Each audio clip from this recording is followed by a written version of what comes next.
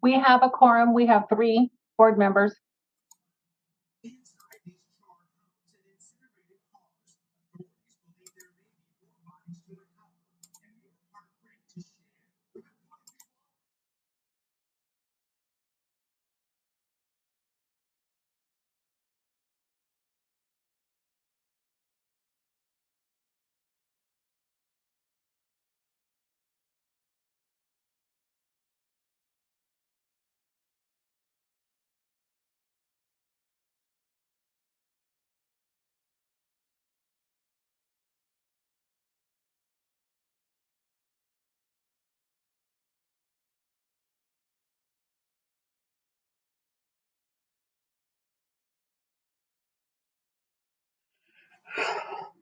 We'll call meeting to order. It's now 5:35.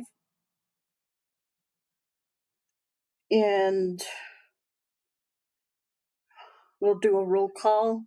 Vice President Haskey.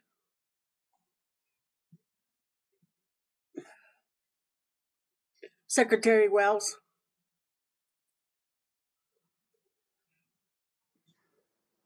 Present. Board Member George.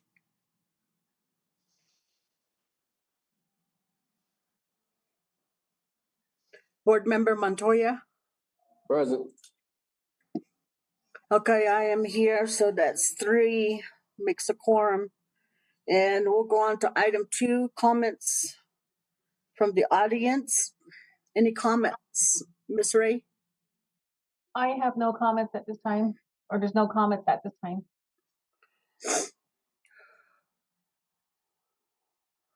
Okay.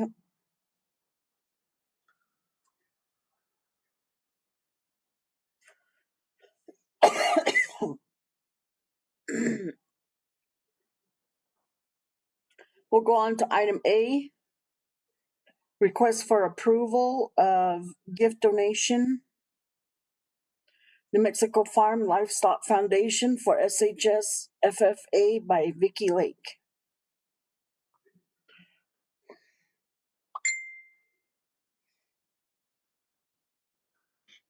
That's her. You know who that one is, Jim?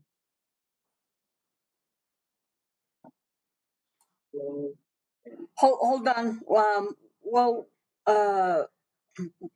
I believe Jermaine's having trouble and she's wanting to do the comment section.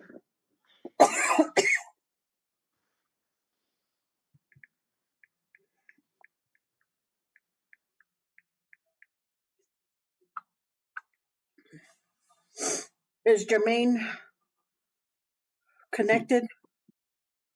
She's connecting right now, looks like.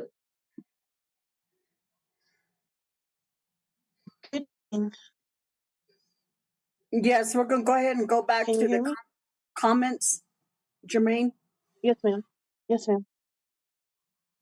go ahead. So we have upcoming this coming week community stakeholder strategic planning meetings. So we'll have one in Shiprock, one in Kirtland, one in Newcomb. The one in Shiprock begins at 5 p.m. on Monday. And it ends at 8:30. Dinner will be provided, and we will be going through a series of pieces of information with our community on strategic planning. The second one begins at 5 in Kirtland. And same thing, dinner will be provided. It ends at 8:30. And then the third one is in Newcomb on Thursday from 5 to 8:30. And again, we will be doing these quarterly so that we have regular input from community into our stakeholder process. With that, board members, I stand for questions. Or I'm sorry, it's in the comment. Yes, there's no questions. But Jermaine, can you go over those dates and times again? The dates, not the days. Next Monday, I believe, is the 16th. And then the next one is the 18th, and the third one is the 19th. from 5 to 8:30 each time.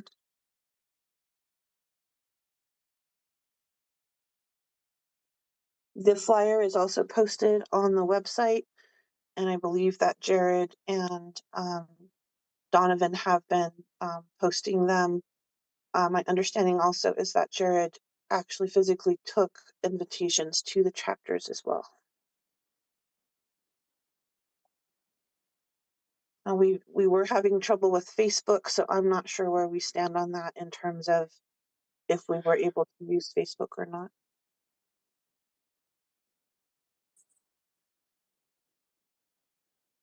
Okay, Madam Are we- President, yes, go ahead.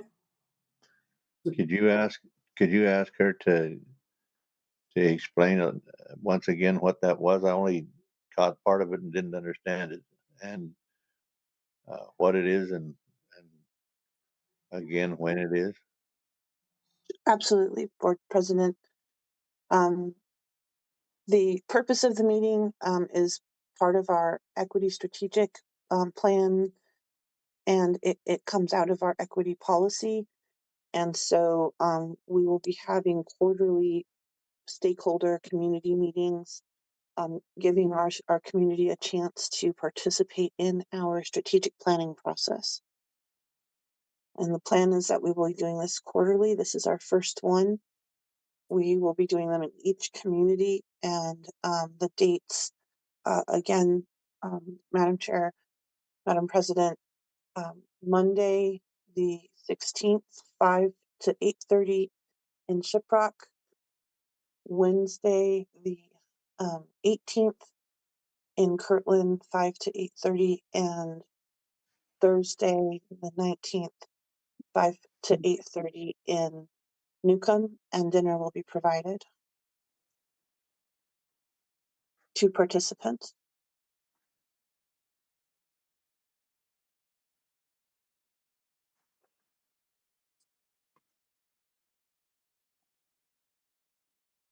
Okay, is that enough explanation, Secretary Wells?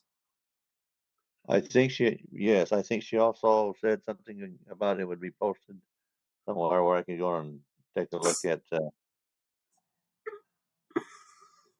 Yes, my understanding is it has been posted, and I believe that I believe that either Jared or Donovan were going to send flyers to board members as well. Was my Okay, understanding. Yes, I'll sir. get with her then and make sure that I got this right. Yes, sir. Thank you. Yes, sir. Thank you. Okay,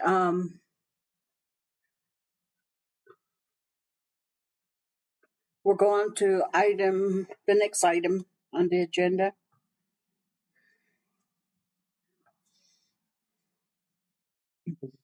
And that's number 3, item A, in the gift donation. And that's Vicky Lake.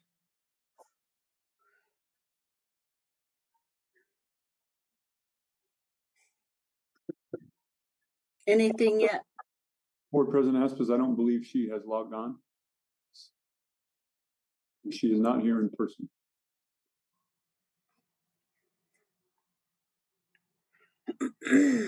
Okay, we'll continue on, and if she comes on later, we can get her on.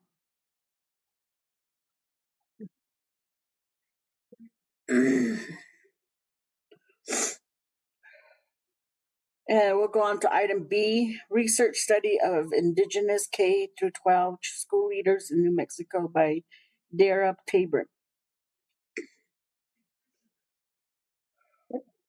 Hello, everybody. Yat Eshe Dara Tabor Munishe, Belagana Nishli, Belagana Bashashin, Belagana Dashache, Belagana Dashanale, Ado, New Zealand Danasha. Thank you all for your time this evening, board members and community. I am Superintendent. I'm really pleased and excited to stand before you all and request support for a doctoral study that I'm completing. As you all may remember, I worked here at CCSD for about 8-9 years, where I was a teacher at Kirtland Central High School. I worked with the Bond Wilson program, and then here at the district office as well. I now work at Navajo Preparatory School, where I'm one of the school administrators. And in my role, I've also taken on my studies at New Mexico State University, where I'm pursuing a doctorate in educational leadership. I've completed all my coursework, and I'm moving through into the research component of the program. So the proposal that I submitted to you all included a resolution, a draft resolution, as well as a letter of explanation about the proposed study. I'm requesting your support in using Central Consolidated Schools as 2 of the sites for my multi-site case study. The proposal is to observe and work with some of the Indigenous school leaders who are hired through CCSD to learn more about their philosophies and practices in the school building. The idea is that once we can use this study to identify some of the strengths that they're using to really create safe and welcoming places for students' identities. And the idea is that once the research is completed, it could be used to support professional development and really showcase the strategies of our school leaders. Like I mentioned, it is a 3-site case study. So I'm proposing to use 2 of the schools here at CCSD. And then I also received approval from the Board of Education at Navajo Prep. So they would be the 3rd site.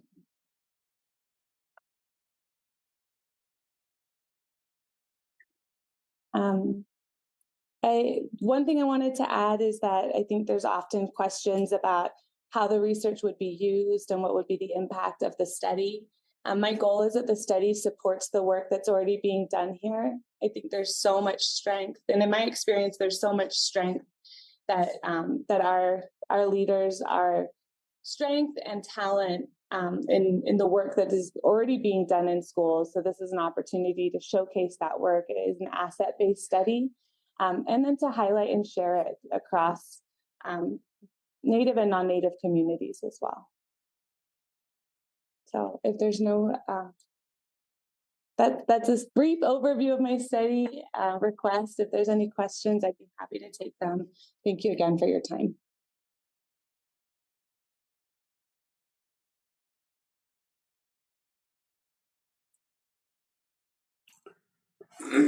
When you say in your heading, you talk about school, Indigenous school, Indigenous K through 12 school leaders. Yeah. What does that really mean? Are you talking about the staff? Are you talking about, say, a department like ICO? Thank you for the question. When you write a proposal like this, you have to get really detailed about who you hope might participate in your study. So the participants that were identified for the study would be 1 school leader per site.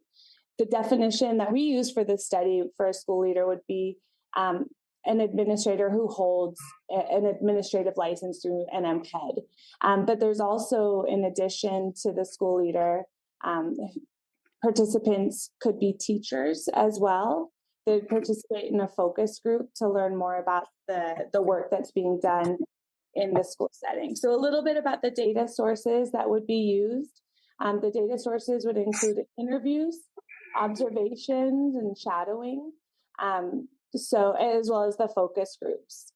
So in addition to working with the school leader, learning about their work from their perspective, they would go through a formal interview process as well as the observation. The next step would be the focus group, where the teachers at that school would have the chance to share how leadership impacts their students and how they work to create environments that support and uplift students' identity and culture. The study is the participant definition is broad enough that it also, in addition to teachers, it could include district staff who might be interested in participating. All participation would be completely voluntary. It would be anonymous and confidential. Every participant's identity would be protected so that they could share. But like I mentioned before, it's truly an asset-based study. So it's really intended to highlight the good work that is taking place and can be shared. Okay, I'm going to hold you to that because, you talked about another school, which is Naval Prep, and I'm wondering, is it going to be a CCSD versus Naval Prep comparison? No, in the study, you wouldn't know which schools were identified. I shared that because it's public knowledge through the Naval Prep website. You can see on their resolution that it was passed, but the study itself would never identify which school was which. And there's no intent to compare or criticize schools in the study. It's truly an example of what school leaders are doing that is supporting students. It's an asset-based study. I was going to really add to your data collection and put you at the end of the agenda, tonight's meeting. I can always log in. I think that the work of our district leaders, our school board, our community is so important. And as we go through this study, it's going to be really essential to see the way that community voices and input is integrated into the school site. And really, when you think about the responsibilities that a school leader juggles and manages, how do they ensure that the community voice is included? So it's not one of our data sources for this study, but I think that's a really good addition for future studies to look at the way that reviewing board minutes, meetings, and really understanding how community input supports and pushes our school leaders. But that's another study. That's for your dissertation or my next study, which I would love to do here at CCSD. And, you have that paragraph right there that starts out with the proposed study highlights the philosophies, mindset, and practices of Diné school leaders. And, when you look into Indigenous studies, I more and more see that it's not a cookie cutter type of, as we see from state or from other places. And I'm really glad you put the practices because just as, both the schools and the chapter houses are pretty much the hub of our districts, our communities, and even just a simple thing as meeting. There's different ways about it, and so I'm really glad that you or that language is put in there. Thank you so much. I think my dissertation committee encouraged me to try to limit the scope of the study. Hey, you could just do one case. You could do one site. You don't need to do 3. You could just do an interview. You don't have to do focus groups. But I think that when we look at the way that schools function and are run, especially our most successful schools, they take a community and it takes shared voices and shared input. And it was really important to me that we highlight the many different styles of leadership because there's so many different approaches that are working so well. And it's essential that we have this data and this research, one, to support the work that's being done, to highlight and showcase, but 2, to replicate and to offer guidance for those school leaders who may be struggling. So I'm ambitious in this project, but I also know that I couldn't be asking a more supportive and important community for this partnership. So I I appreciate the words and the comments, and I really hope that it's a study that is beneficial to all of our shared work. My goal is truly to use the results from the study to create accessible professional development that can be shared out. Of course, it would be brought back to you all, the results from the study, and something that can be used across our communities, just because often our PD comes from outside agencies or outside corporations or organizations, and to have the work of our communities be highlighted is really important, I think. So that's my goal in pushing the study forward. Okay, any questions, comments, board members? Question. Go ahead. So really, you're looking at a qualitative study. Yeah. In doing that, but at the same time, and it's just my opinion, it would, and I know you said your committee said you don't have to do 3, but it would have been nice to look at Gallup-McKinley County because they have schools that are on the reservation, and a lot of them are off the reservation, especially within the community. So you might have even seen a difference in the mindset between just that one singular community as well. Mm-hmm. I know people that work down there, and they say they see that, Mm-hmm. and how they attend to the students or each other, in fact, or the leadership in general. But I certainly wish you well in your study. It's always interesting to read the qualitative studies. I know sometimes they can be subjective to a degree, depending on what questions you ask, Mm-hmm.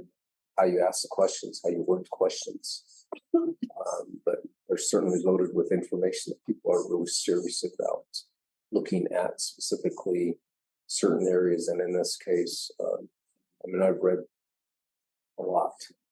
I've read the studies. I've had to use a lot of my research myself. So absolutely, I get your point, and that's just another one to add, and hopefully I'll be able to pull it up to read it. So good luck to you. Thank you. Thank you so much.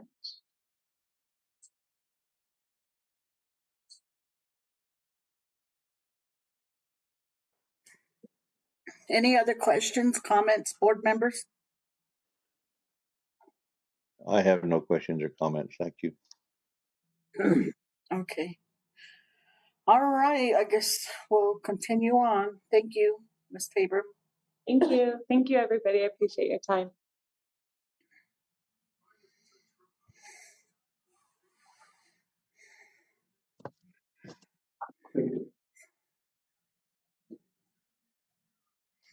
Okay, we'll go on to item C, ESS report by Delvina Edsity. President Aspis, I'm Trina Bain. I'm going to present today. Thank you, and thank you for allowing us to be here, President Aspis, Member Wells, and Montoya, and Superintendent Carlson. We always enjoy being a part of your board meetings and work sessions. We're here to present our end of year numbers for the end of school year 22, 23, and they are pretty fabulous, if I do say so myself. I do have a lot of information here, and I want to make sure that we're going to cover it. So I'm going to go through it as quickly as I can. If you have a question, please feel free to stop me. But like I said, I do have a lot of information. I want to make sure that you get it. Our team hasn't changed since the beginning. It's still looking like Rick Sanchez is our executive vice president of the West, Joseph, our vice president of operations, myself, Floyan, and Delvina are your local team here. Go ahead. If we want to compare our numbers to last year, we filled 5,040 more absences this year than we did last year. Your requests were way up. We filled 18,465 absences this year. with a 91% fill rate over the prior year, where we filled 14,638 with a 72% fill rate. That goes to a lot of work by Delvina and then Chuck prior to her in getting subs on board. So we're super proud of those numbers, super happy to get all of people in your community opportunities to work. Go ahead and to the next slide. If we break that down by positions for you, that looks like this. Our teachers was a 92% fill rate. We had 82 in the percent in the paraprofessionals, 88 in the food service, 93% fill rate in custodians, 97 in daycare workers, 98 in clerical, and then the other positions that aren't really categorized, there was a 97% fill rate. Go ahead to the next slide, please. This just gives you a chart for what that looks like. Go ahead and keep going. We had a total of 20,293 requests this year for absences. Our number one absence reason was paid leave. And that was 21.53% of the request was a paid leave. Second to that was the vacancy position. And you can see the other reasons right there. They break down all the way down from paid leave down to leave without pay. Go ahead and go on. The other reasons that we have on there, they're just they're smaller reasons and they don't have a huge category. So like bereavement or comp time or jury duty, and those are listed there of how many we had of each of those. Okay. If we look at the total absences by month, we break it down every single month for you. July to June, we did have the COVID push that we had in September, October, kind of hurt everybody across the United States. And you can see that in your fill rates in September and October. November kind of drug a little bit in that, but we ended the year very, very strong. Go ahead.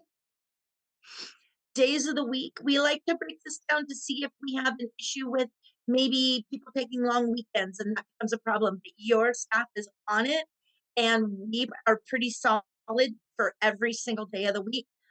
Right in there, Fridays is the lowest at 89%, which is great numbers. If we look at it by school type, these are all positions, including your clericals and your paras and your teachers. Your elementaries had a 89% fill rate, your middle schools at a 91, and your high schools at a 93. So it's usually you'll find your elementaries are a little bit lower, mainly because there's more of them and there's more teachers and there's more opportunities for people to be out.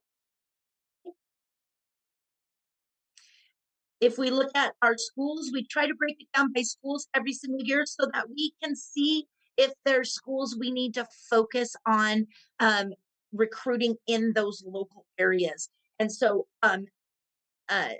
Delvina and I and Floyd have already spoke about the fact that we need to focus on Mesa and the Nashidi because they have the 80s, as well as Kirtland and Nelson elementaries. The other ones are all in the 90s. So we're going to do some localized recruiting in those schools, see if we can pull those absentee rates up a little bit, get those out of the 80s. Our middle schools look like this, really, really strong numbers, all in the 90s. I'm really happy about that. We're always want to be 90s or better. So your middle schools are all really strong. And then your high schools, again, you guys, I think, have some of the strongest high schools in our state. So we're all in the low to mid high 90% there. Super happy to see that. So good numbers. So again, this is what just your teachers look like. We're going to break it down. If you if you don't want it broken down by each category, I can send you this and we don't have to discuss it. But I have it broken down by just teachers and then just support staff. So if you would like me to continue, I will. Okay, so your teachers look like this. The most absences for just teachers was the vacancy positions of 45.95%, or sort of 45.95, so almost 96% of our absences for teachers were vacant positions. Okay, keep going. The other reasons, again, we just break them down. There's not a lot of there. The leave without pay is probably the highest one in the other position category there. Okay. By month, your teachers are really strong. Again, we had a struggle in October, early November. Again, that was a COVID push. Other than that, your teachers are incredibly strong here, being in your classrooms all the time. That's a great, it's a great culture that we have there in Central Consolidated with your teachers. Okay. Day of the week, again, pretty consistent with what the overall look was. Your Fridays are just a little bit below 90, but everything else was pretty strong. Again, your elementaries are going to have your highest amount of absences, still at a 98% rate, fill rate. Your middles and your highs are your mid 90s. Okay. Again, your elementary schools that we're still going to focus on for teachers, it's a little bit different when we're just looking at the teachers versus everything. Now we're looking at Shawnee as well as Mesa as well as Judy Nelson. So again, those are going to be our focus schools. All 5 of those, I think.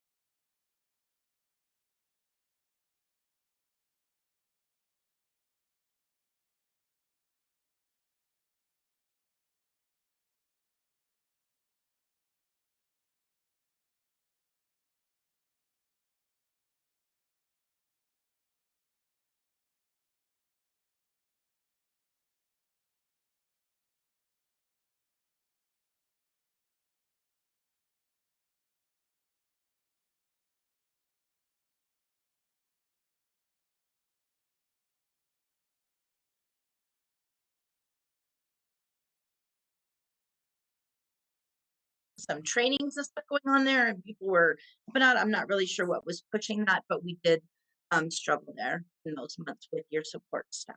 Okay. Days of the week, pretty consistent all the way across the board. We did have a Saturday that was a custodian. Okay. By your school rates, elementary, again, that's the most positions because we have the most schools. That would we had our 78% and 85 in the middle and 92 in the high. Your elementary schools, again, this is going to sound really similar because we're just talking about the same schools, Shawnee, Newcomb. We're going to add Eva B when it comes to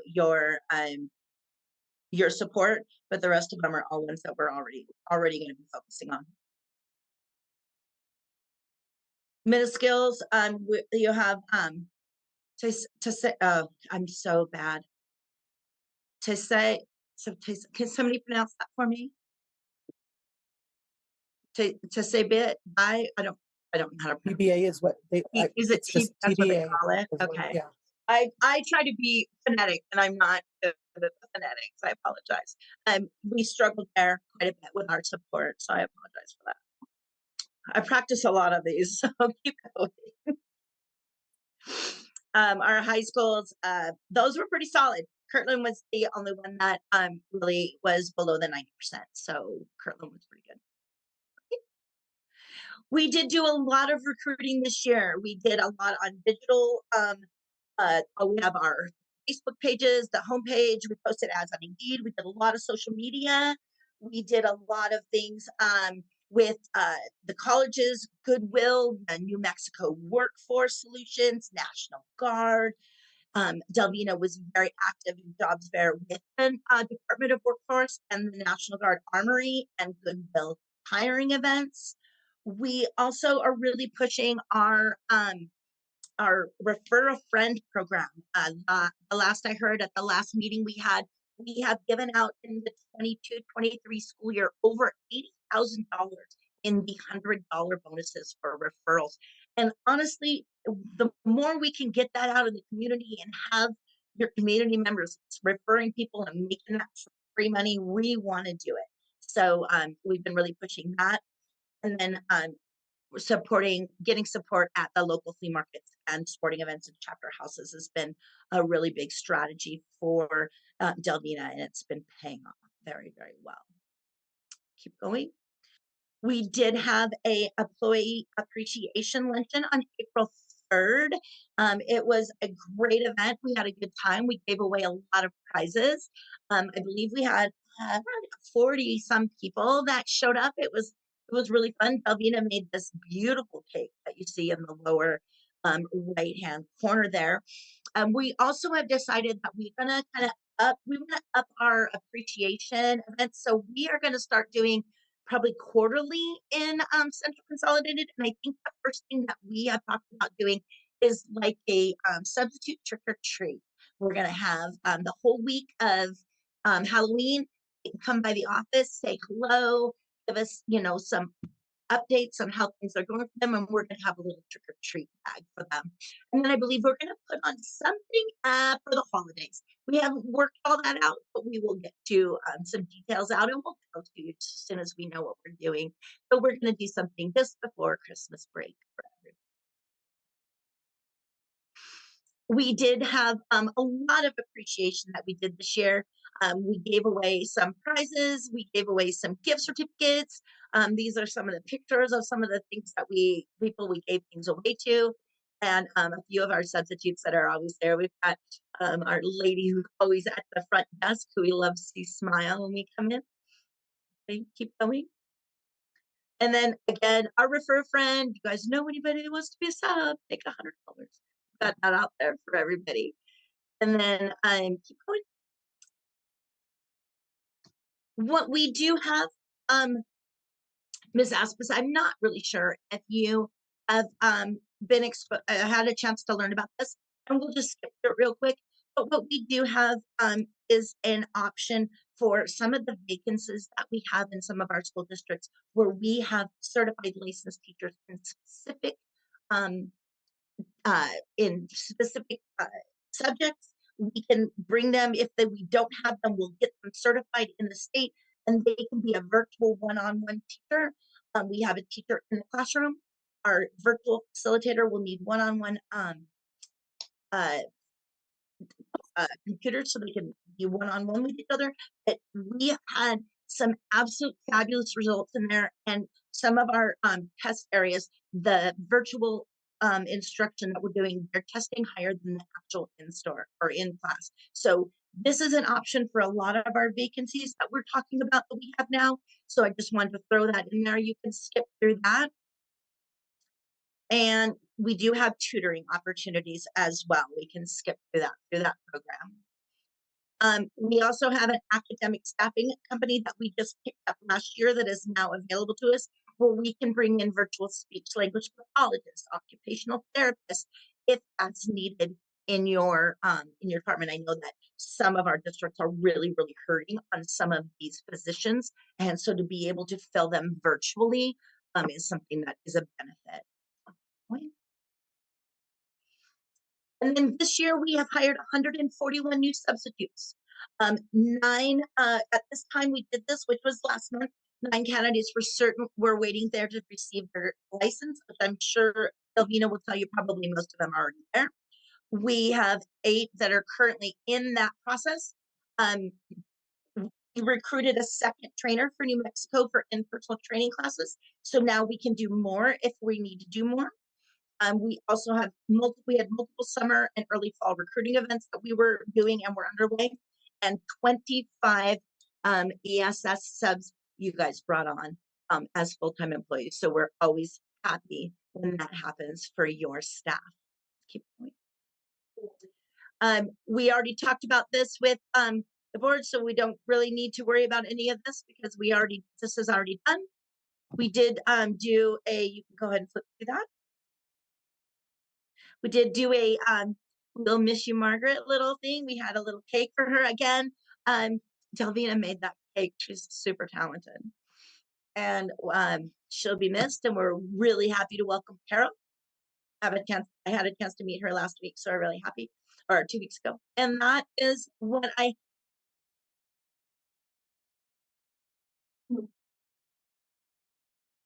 Thank Oh, you. you froze. Oh, I did? I'm sorry.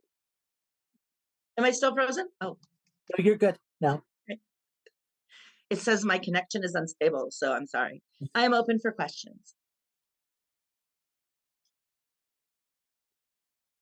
Thank you for that report. And so that was well put together. All the pros of your company. What are some of the issues? Some of the things that you're facing that you feel like you have to do needs to get better? Well, I think most of the things that I would say are issues are probably really common across everything. Um, Absences that are put in, last minute are always really difficult to cover. And a lot of that is not any really anybody's fault because our teachers are so dedicated to our students that they don't want to call in sick. And so maybe they don't feel great the night before. They think I'm going to take some medicine and I'll feel fine in the morning. And it's in the morning that they realize they can't make it. And so um, that's when they put in their absence. And sometimes those are the difficult ones to get filled there. And I think what we're always going to have in that area is we have people that have internet issues, people that have communication issues with, like Floy right now is saying she's got a storm, and so her internet's unstable. My internet, I've got a storm happening here, it's unstable. So I think those are common issues that I don't know that there's a generic answer to, but I feel that we I feel like most of our schools here in CCSD, they really embrace substitutes. They really enjoy who we put in the classroom. They're very open to it. I feel that there's not really more. I don't feel like there's any issues in Central Consolidated that aren't like generic everywhere.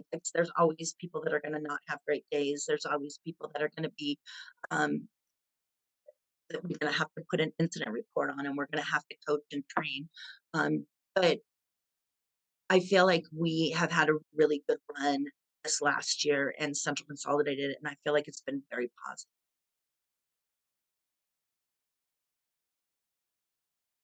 Okay, and then also what I guess 5 pointers or 5 good points of a substitute teacher. What would that look like or sound like? That's a really good question. I just actually went to a training today and we talked about a lot of these. I feel like a great substitute teacher, one has to um, have a passion for the students, has to want to be in the classroom, has to want to share their knowledge. I feel like they need to be able to control. I you can't have somebody who can't manage a group, but they have to be able to manage without um, military discipline. Kids, they're kids. They want to enjoy what they do, but to make learning fun. I believe that the substitutes that make the learning fun, I feel like they really get a lot better response from the students, and uh, people that want to be consistent. I feel that when you have a substitute that only wants to sub maybe one every 2 or 3 months, they're not really consistent in that classroom and they kind of lose their step when it comes to the lesson plans and what's happening in the district and things like that. And honestly, I really want them to be local. I want them to be in their communities. I want them to have a connection to those students and the school and their district. I think those are some of the primary things I look for. Floy, is there something else that you really look for? No, I think you hit on, I think the community um, members are the most important part in any of our districts in New Mexico. Every part of New Mexico is different.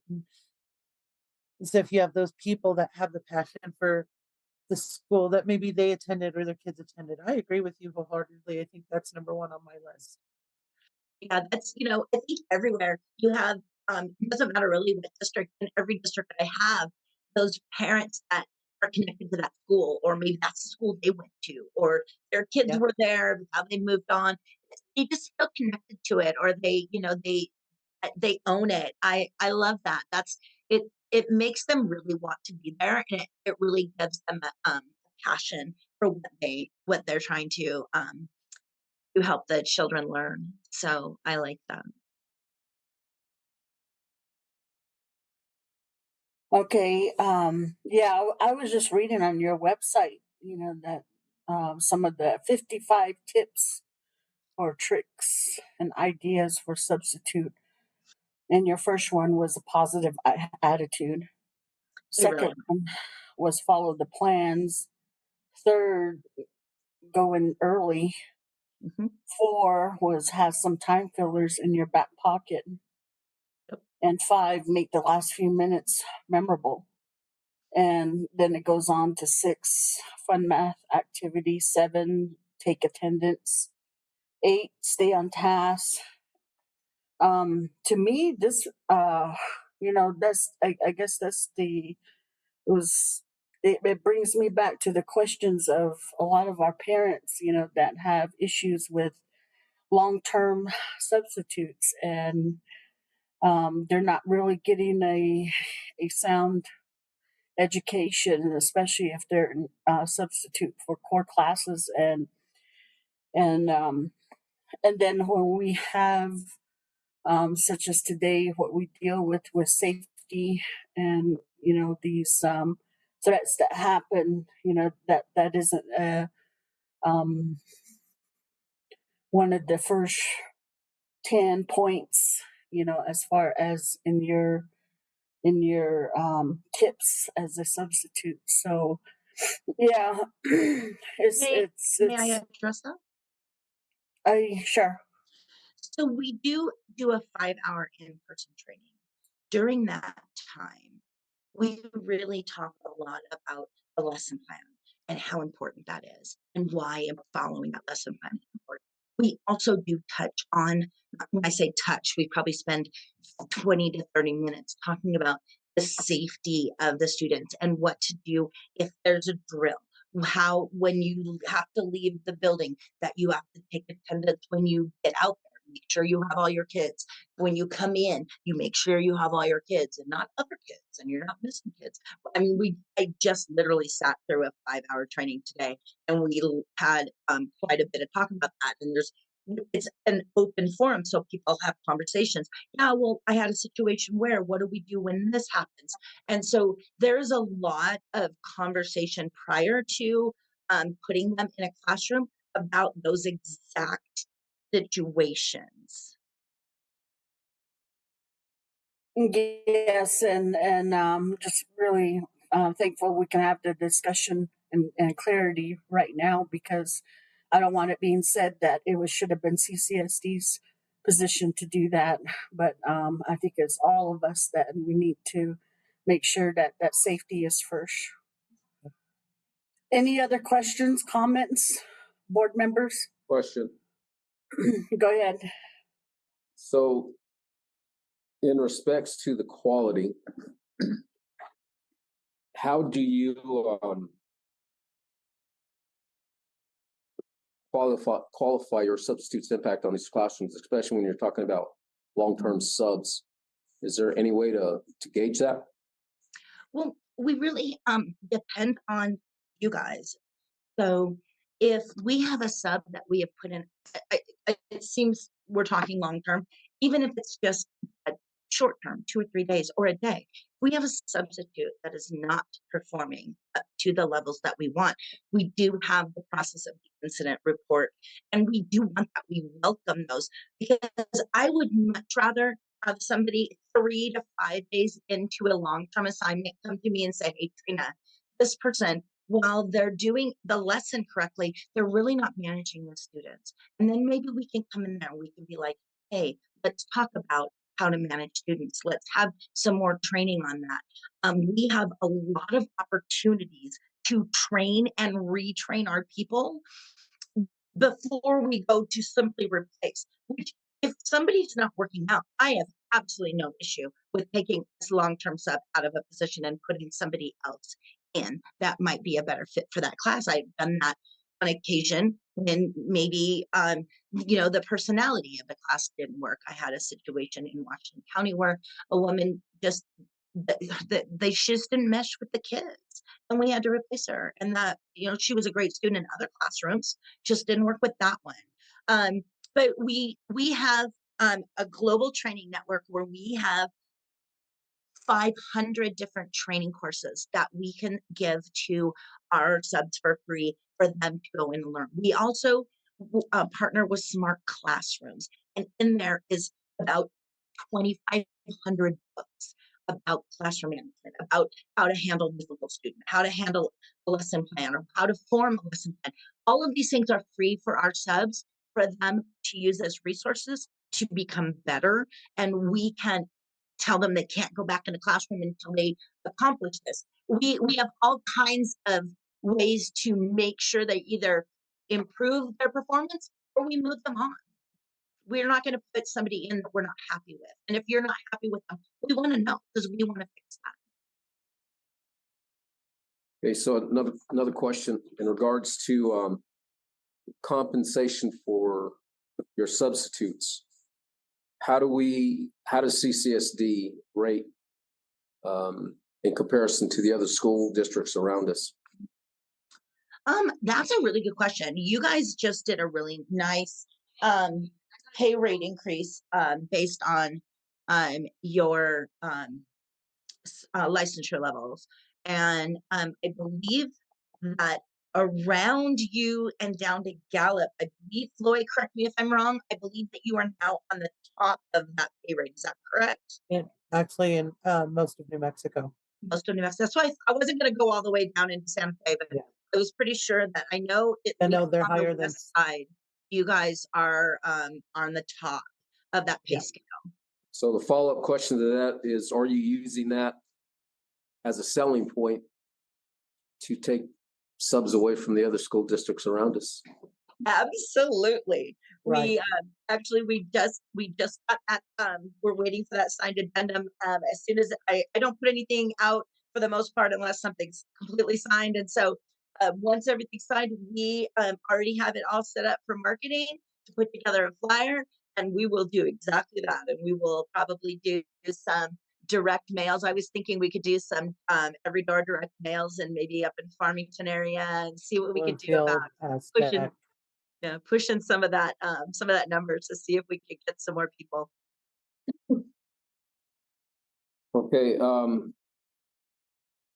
one more question.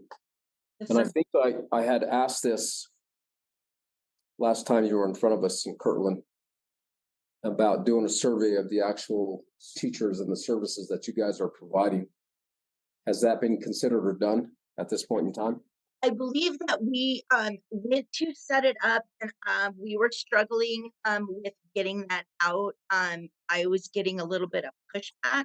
I believe that I'm not going to have that pushback right now, but I believe that with Carol's help, I can get that out this year, and I am going to put that on my first thing to do tomorrow morning.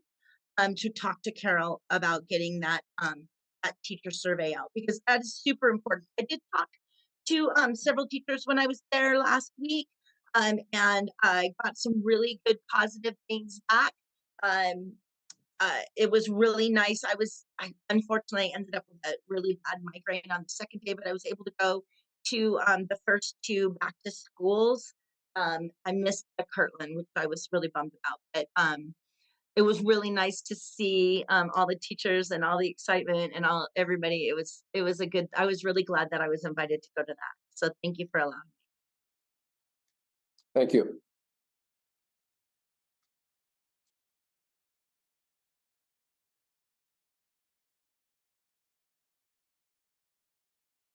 Any other questions, board members, comments?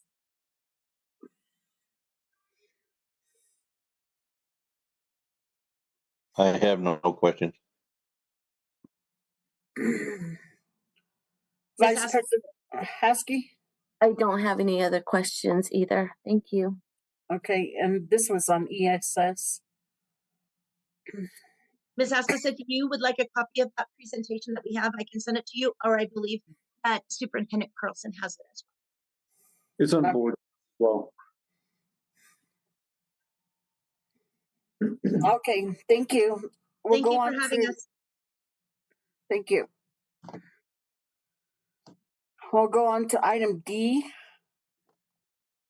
which is Dream Dene Charter School. Welcome back to school report. I think she can hear me. Can you guys hear me? I can hear you. yeah, I can hear you.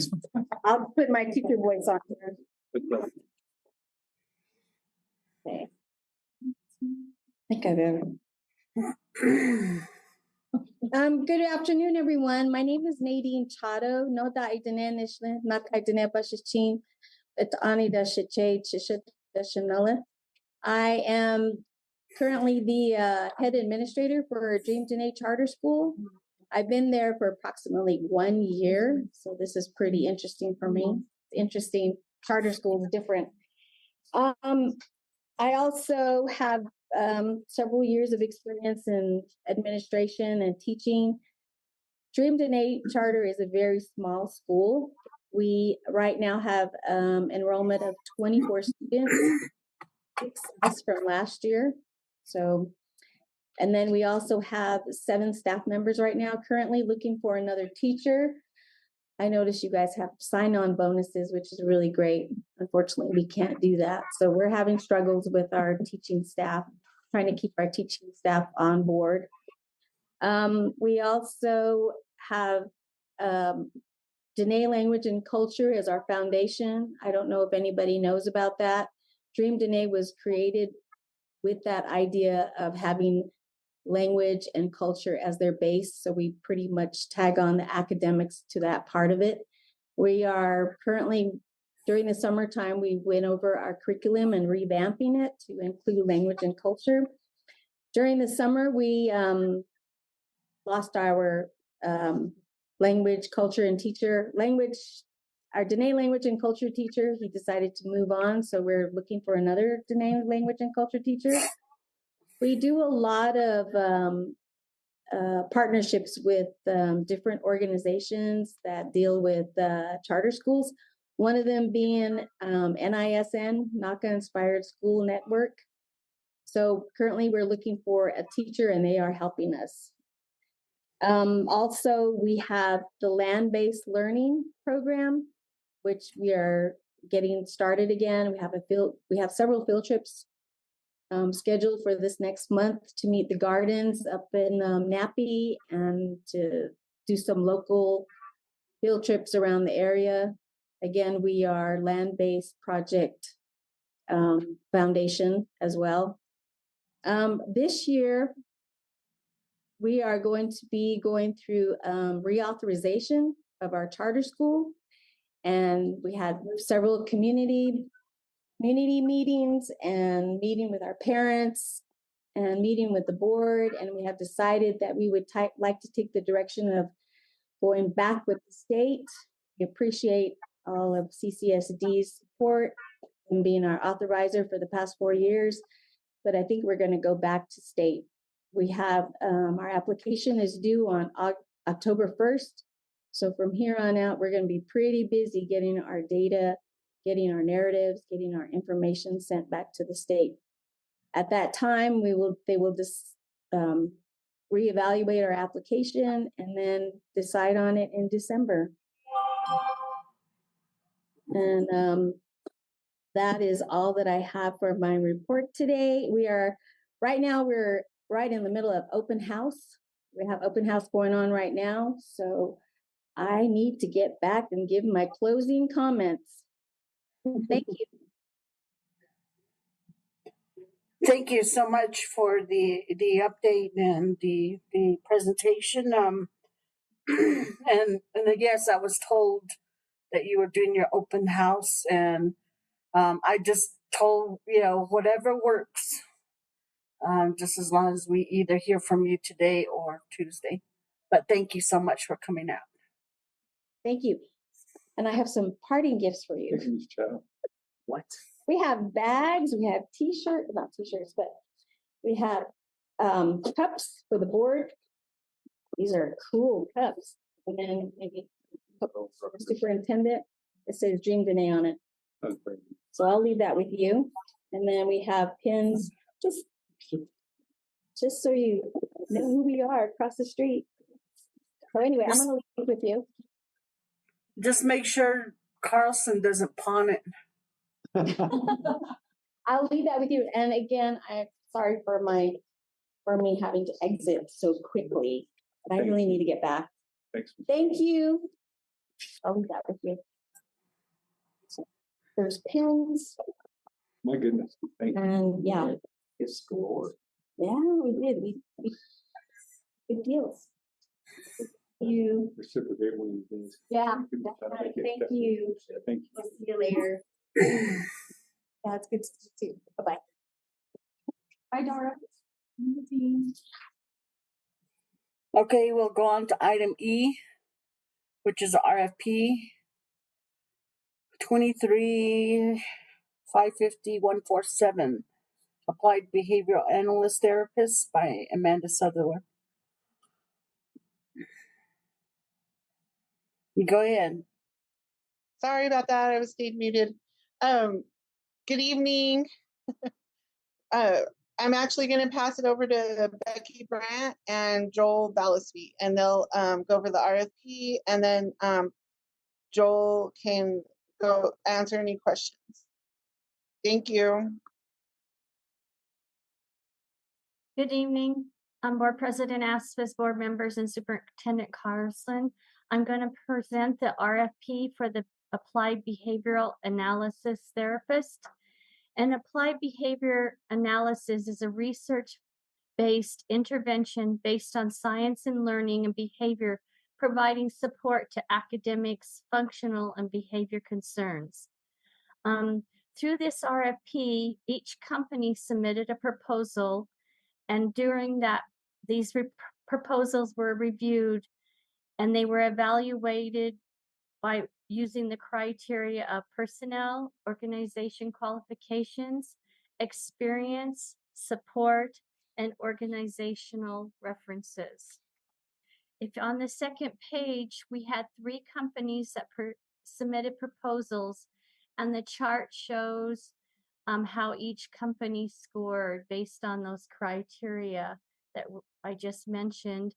And the evaluators of the program the evaluators, and we're recommending the award be bidded to the Stepping Stones Group, Gifted Healthcare, and Point Quest groups. Are there any questions?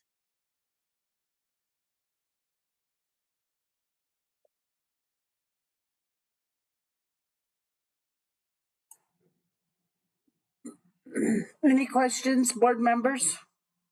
Comments? I don't have any questions. Thank you.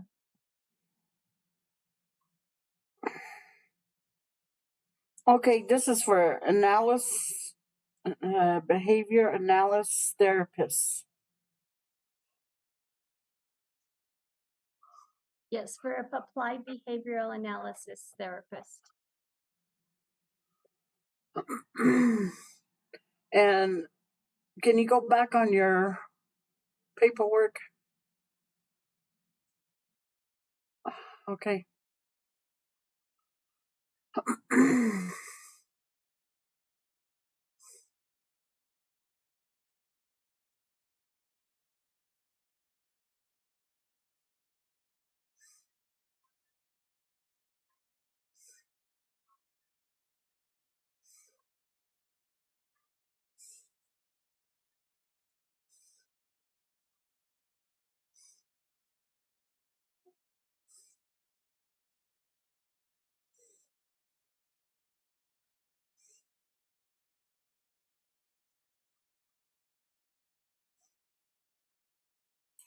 You didn't have a rubric?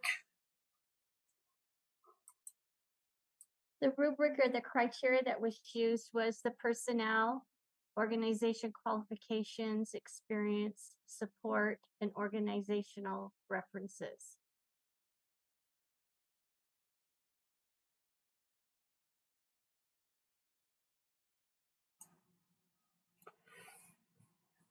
You didn't have a sheet filled out?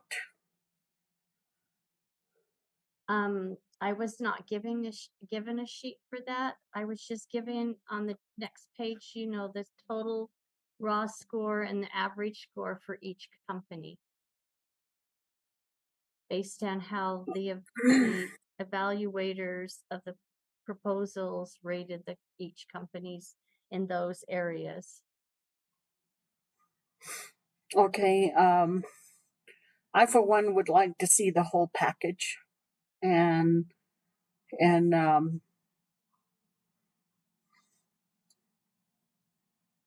I'd like to see those documents, please. I believe if it's approved, then it will be placed upon the website, the district's website, the information.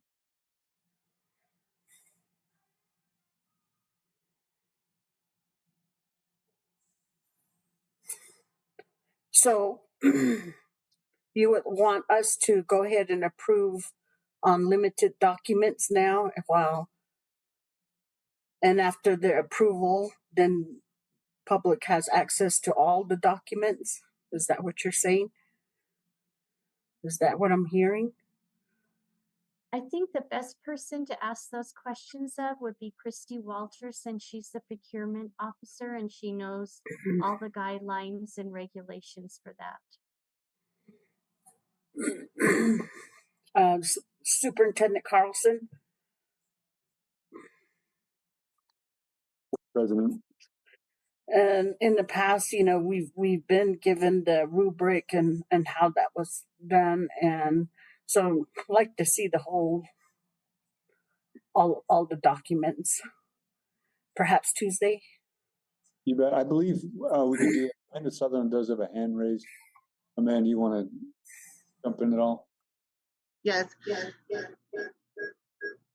I do not believe that we're allowed to share the documents. It would violate procurement. We've never done that in the past. I think that the vendors are allowed after the decisions made by the board. The vendor can, like, if a vendor is not accepted, then they would submit for an appeal. But other than that, I don't believe that, because the process is so restricted that, you know, you sign confidentiality, you go through the process, it's a limited team, and then you present. But I think we're trying to see if we can get a hold of Christy Walter too. Maybe she can jump on and explain it better. But that's what we've always been told, is that we do not present the information after a bid. It's because it's a bid process. And so we follow that procurement.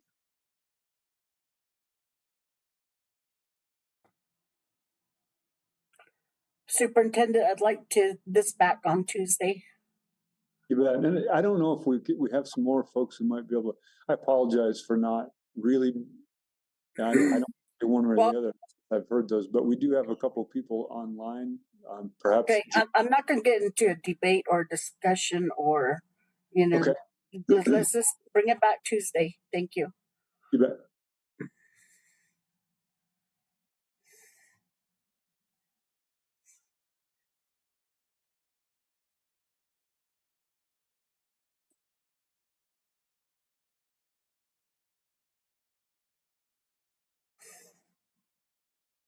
Okay, we'll go on to item F, which is the RFP on eradication and mediation of pest environments by Candace Thompson.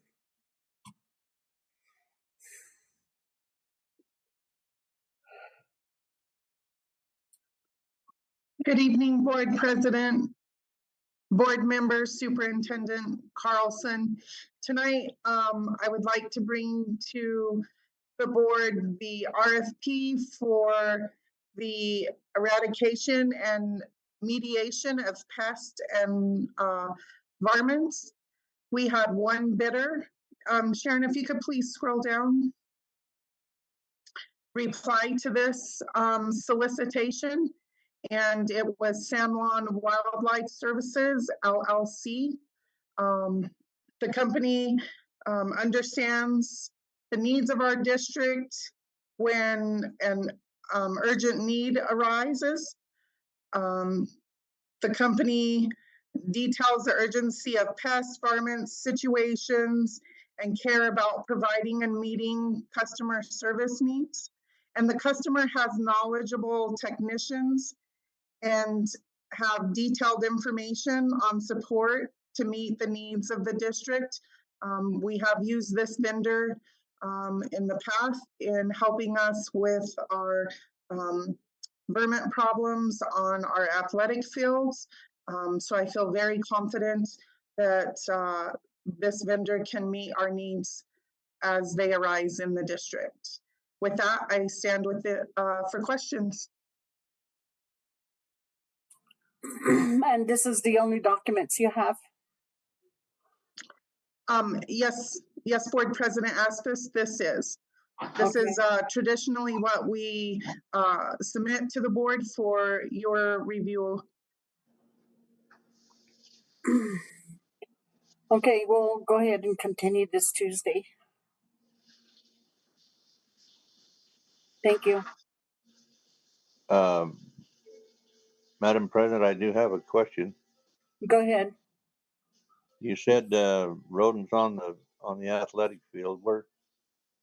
We're talking about this vendor taking care of rodents and such as that in the buildings as well as the school grounds. We're not talking about pests as in insects. Board President, Board Member Wells, we do have a vendor who takes care of the pests, the bugs inside the buildings, outside the buildings. This contractor would be procured to take care of pigeons, bats, prairie dogs.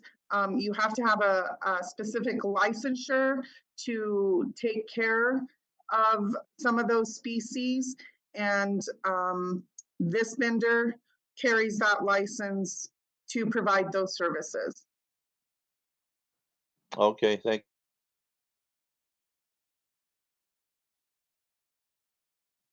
Thank you, Board Member Wells. If I may, Board President, what would you? We'll continue this Tuesday. Thank you.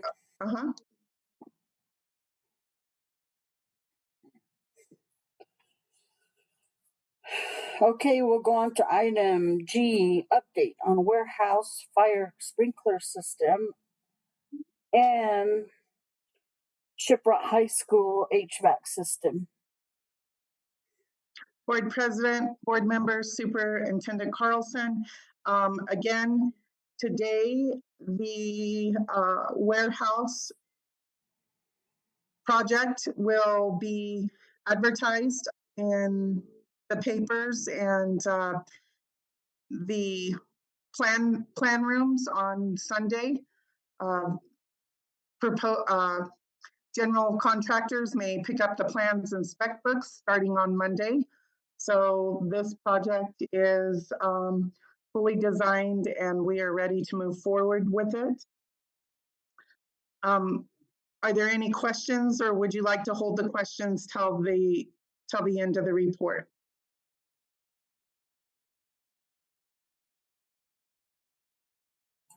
Go ahead, just continue. Okay, thank you, Board President. The second half of my report is I'm to assume the air handler that services the math and library wing at Shiprock High School. We have indeed had a lot of issues with this unit. Just as recently as today, I've been on the phone with our controls contractor. We currently have the unit overridden, so we're operating it manually in order to pull those spaces in the high school. And with that, I stand for questions.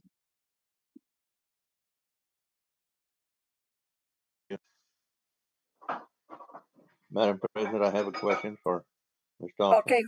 Okay, hold on, please. Hold on, Secretary Wells. So on these, why I asked for this presentation was the result of a comment that was made by a Shiprock High School student. And from the comment, it sounds like it's been an ongoing issue. And do we have our own Superintendent Carlson? Do we have our own HVAC specialist, technician? I don't believe that position is filled right now in Shiprock. We have those positions. I don't know how many are filled at the moment. I believe we have at least three or four, Candace, is that correct? Superintendent, I need to correct you. We do have one HVAC tech on staff to cover the whole district currently.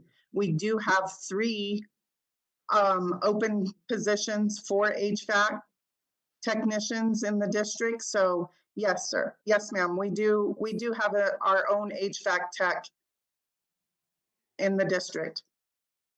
So Superintendent Carlson, as you heard the comments yourself, this has been an ongoing issue, and not only for cooling, but also heating. And, we're there to serve students and make sure that they're in an environment that they're comfortable. And yet they're having to sit in hot classes or cold classes. So I really like this to be a priority. Thank you. Yes, Board President, can I respond to that just real fast with a comment? Yes. So I was in Shiprock High School today, and when I was there, I won't use names or anything, but someone involved in that original discussion, that person and I had a little bit of a discussion, and this week so far, she was very pleased to report that yes, those rooms were cooler, so the students weren't baking in those classrooms. So that it has been a priority thus far. I can tell you that. That's good. And go ahead, Secretary Wells.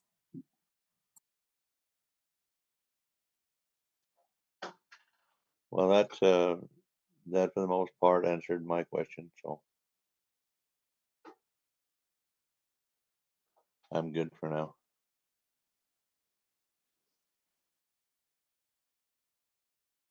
Okay. Any other questions, board members, comments? Question. Yes, go ahead, Montoya. Ms. Thompson, do we have any of our vendor contractors for service on retainer? Board President, Board Member Montoya, we have reached out to several HVAC contractors that hold the CES contract, trying to have them come and help us with the issues that we're having. They, as ourselves, are also shorthanded, so we are tackling this problem daily, trying to get everything up and running and functioning properly. I appreciate that answer, because I know what the circumstance is with not just us, but throughout the service industry. There's a lot of technicians that are not available. And when they are, the pay is very, very competitive. That pulls them away from the school system. So I understand and respect the effort that you guys are making to try to help our students and our staff. So thank you. Thank you, Board Member Montoya.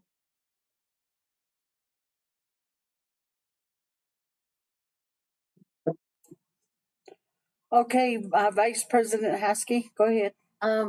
Just clarification, in regards to the HVAC specialist. So we have 3 open positions that aren't filled at this time that are being advertised.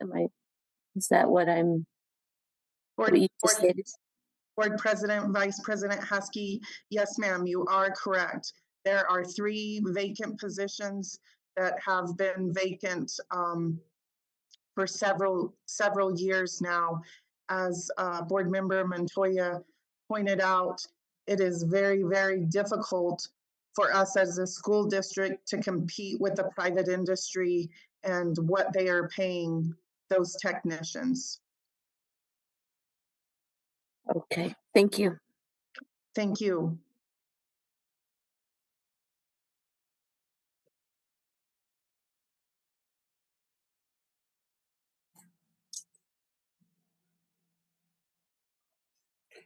Secretary Wells, did you get that about the sprinkler in the warehouse? I understood from what she said that RFP is going out Monday. Is that right, Ms. Thompson? Board President, Secretary Wells, yes, contractors will be able to pick up the bid documents from the plan rooms starting Monday morning. Okay. Yes, Ms. Aspis, that answered my question. Okay, and how long has that been? When did you? It's been several months. It's it's been more than months. I Yeah. requested information with that when I first come on to the board. Oh my. Okay.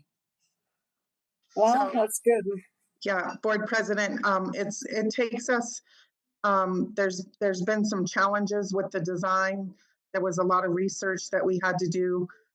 So now that we've accomplished those hurdles and have designed the project to its efficiency, now the hard work's done, and hopefully we can get started moving forward with selecting a contractor to get this work done for us.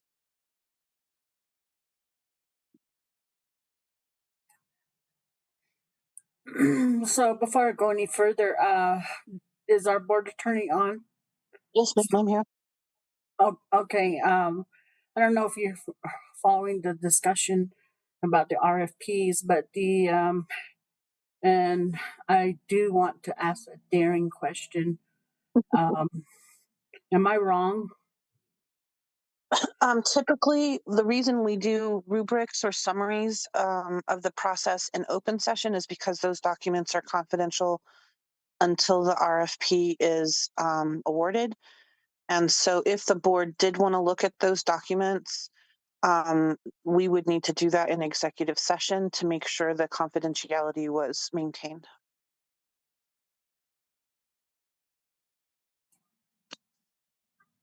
Okay, understand now. Yes, ma'am. All right, thank you. Yes, ma'am. Okay, does that conclude your presentation, Ms. Thompson?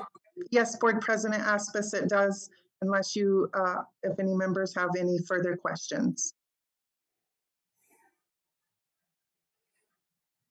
Okay, any other questions, comments, board members? I don't have any additional questions. Thank you. Ms. Ray, has board member George joined? Board President Aspis, no, I have not seen her online yet. Okay. Okay, we'll continue on.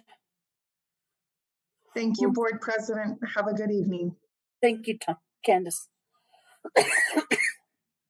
Okay, we'll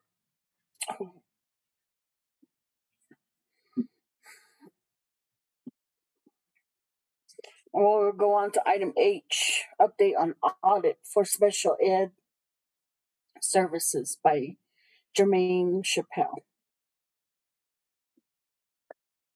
Thank you, Board President.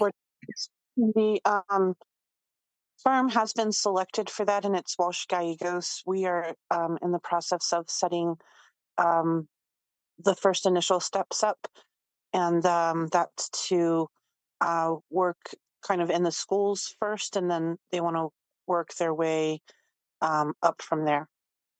And so we will be able to be bringing regular updates back to the board regarding that process. And with that, I stand for questions.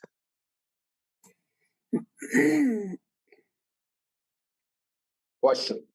Yes, sir. Go ahead. Individual or individuals? My apologies, Board Member Montoya. I'm not quite following your question. One person or numerous people doing the investigation? Well, it's a fairly large project, so I would imagine that the way they would want to staff it, and I'll get more clarification on this, is things at a very high level, would have their legal specialists on, and things that are more task oriented would probably have a paralegal, just so that we're making sure the dollars are being spent wisely. Oh, I appreciate that answer because that's really where the question was coming from. Understanding, knowing that there's very different levels of questions and even answers in that respects to the individuals that are doing that investigation. So not to say that some of it would be mundane, but certainly would take a different level of expertise and ear to listen and eyes to see. So I appreciate it. Thank you. Yes, sir.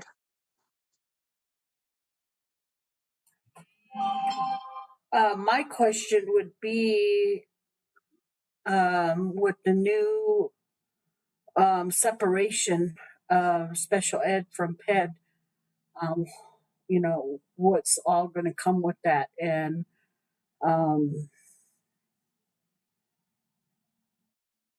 we have to do an additional audit, or that's my thought. That's a very good point, Board President, and I don't think any of us know how that's going to shake out, but it sure would be a good opportunity to kind of get ahead of that.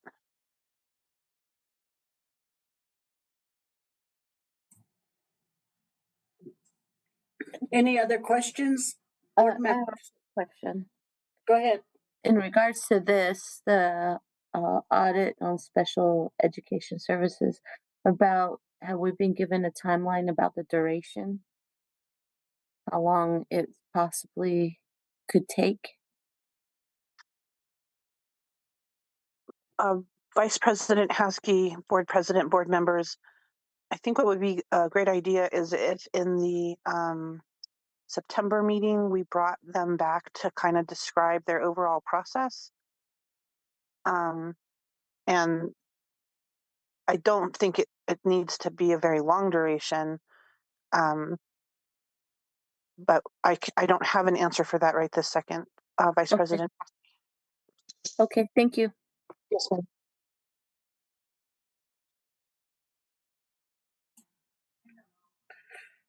We have Board Member George that just joined. Did you want to do a quick recap, Ms. Chappelle? Oh, yes, Ms. George, welcome. Thank you. We were just talking about the evaluation with respect to our SPED services. And I was just letting the board and those listening know that we have selected Walsh Gallegos for that. And we will be bringing them for an overview in September to describe to you what their plan is. Okay, thank you. Yes, ma'am.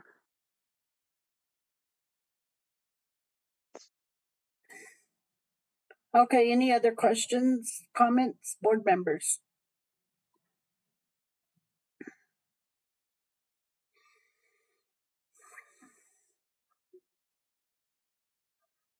No additional questions. Thank you.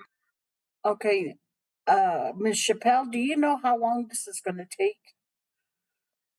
I don't, but that's what I was saying. We can get a better sense of that when they present their overall format in September. Mm-hmm. Yes, ma'am. And, you know, to do this audit.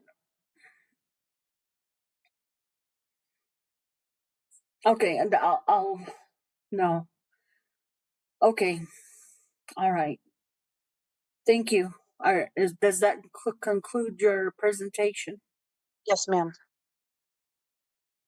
Okay, we'll go on to the next subject, which is item I, budget adjustment and journal entries by Carol Gonzalez.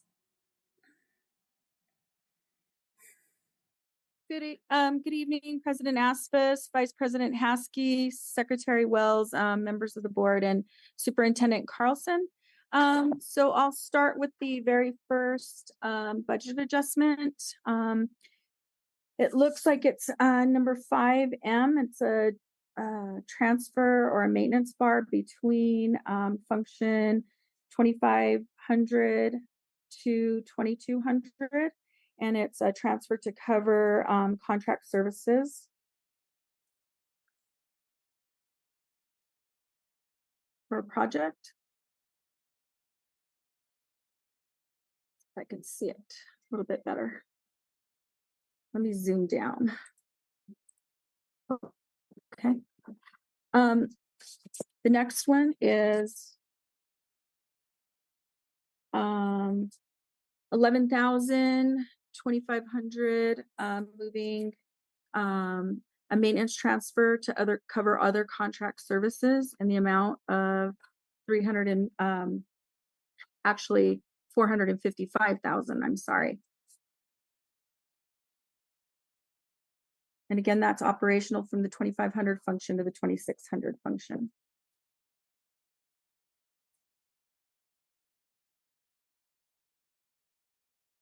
The next one is 24,101. Moving monies, transfer bar needed because PD for teachers is no longer coded to the 1,000 function. So it's a transfer between the 1,000 function 53330 professional development to the 2,100 support services students. That was a new requirement of the PED so that they could track professional development a little bit better. So that's the reason for that one.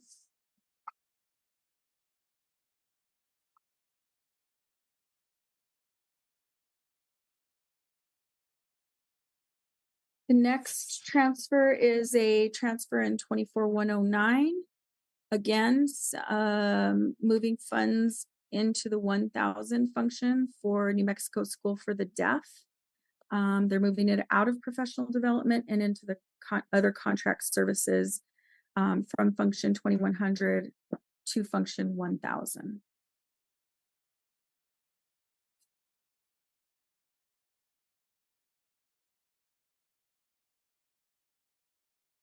The next one is 24,189, supports student support academic achievement, Title IV, transferring funds from the 1,000 PD to the 21,000 professional development.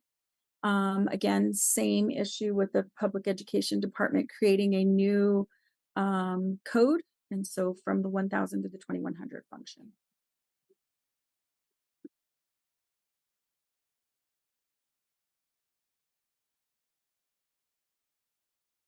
This next one is 28,207, the ECECD CARES Act. It's the current allocation to budget for initial budget for FY 23-24. The period of performance was from December 15th to September 30th. So this one's going to expire right now at the end of September. So just trying to get the final budget in so that they can be finished and spent. And then that concludes the budget journal entries at this time. I stand for any questions.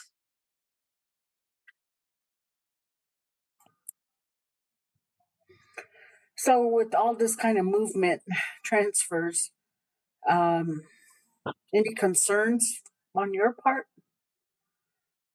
No, this is sometimes typical at the beginning of the year, if budgets weren't put in. For instance, the new chart of account code for 53330, that was probably just missed. So in order to actually utilize it, we need to move that money into those line items. We had some discussions with PED back and forth. They closed some of the funds, like the 2,800 one that was done at the end. They didn't open it up at the beginning of the year or at the end of the year. And so going back and forth, trying to get it submitted. And so now we're submitting at the new year, this now, so we can try and get budget authority. But no, hopefully if we can align budgets really well into the areas that everybody wants to spend their monies, that would be my goal, to eliminate so many bars and budget adjustments. So that's something that we'll start working on this year, and more than likely it will be more of a project for next fiscal year's budget that we'll probably start like early January working on, so that we can try and limit the number of bars that are done in the district. Question. Yes. Go ahead. So more of a perspective of oversight and alignment, correct? I'm sorry, more of perspective, what? Oversight for alignment to minimize. Yes. Okay. Thank you.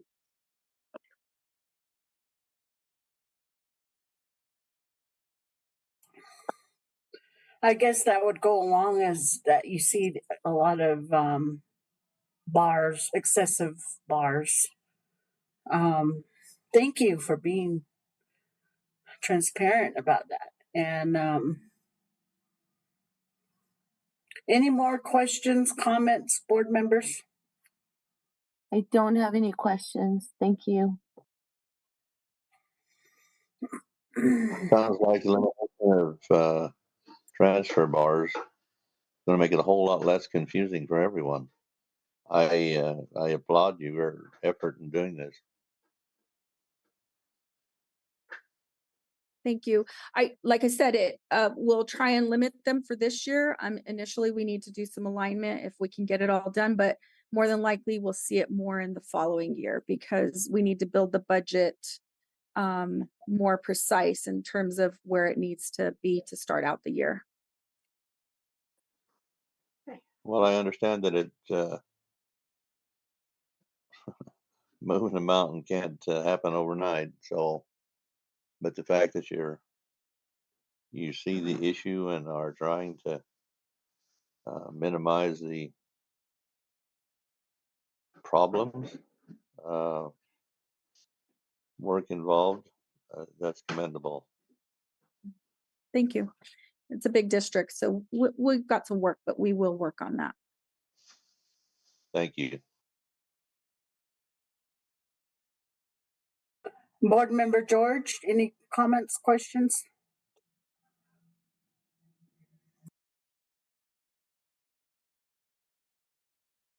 No, thank you.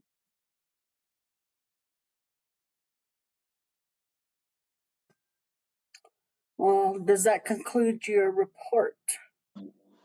For bars, for yes. bars? Okay, go ahead and continue to item J. Item J is procurement over 60,000. Probably this is the majority of the time that you're going to get such a large list, because of the beginning of the school year, everybody trying to get all their purchases in so that the school year can start. And so I don't know how you want me to present this. Like I said, the majority of it is, for instance, I'll go over the very first one. That's the CES award of the school ERP software for Infinite Visions, which is the accounting software for the district. The those are the types of things that are going in right now. Then we've got like our auditing services. And then you'll start seeing a lot of like textbook orders that needed to be placed. There's just a lot of beginning of the year purchases that are necessary for the schools, all the departments to get up and running.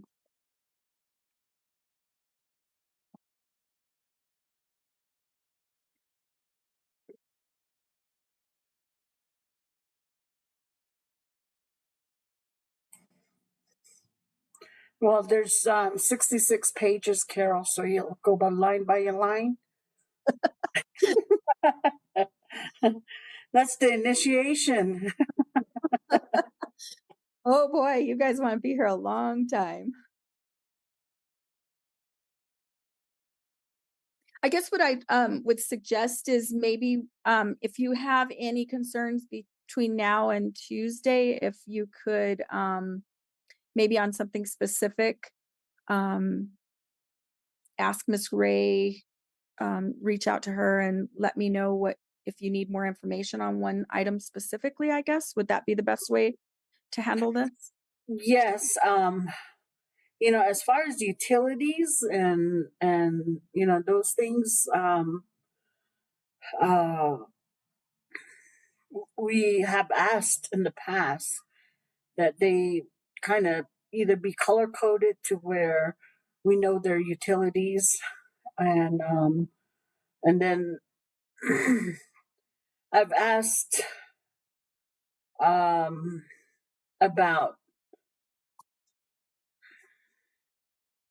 purchases made from different departments, and one in particular was the athletics, where they just stay under certain value, but when you add them all up, they're well over 60,000. And it seems like that's just a way of not having to report an item over 60,000, and so I don't know how you would track that, or but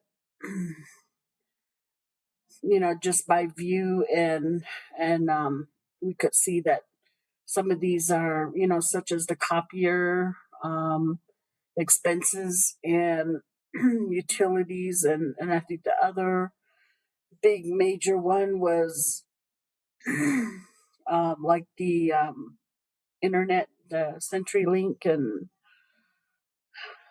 things like that. So those are put in at the beginning of the year on an estimate of what we think we spent for the whole year. Yeah, we can do some looking into that. I know everybody was shocked back in February when it was basically the whole nation went through some higher utilities based on low demand and high demand and low ability to get it out there. So I'm not seeing, we don't know yet, but a report that maybe would subtotal by vendor, that maybe as the year goes, we could give you like little bits of where things are, and maybe that would help. Okay.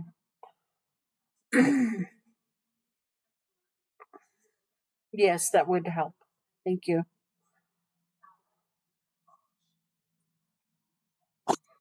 Any other questions, comments, board members? Or did you want the 66 pages?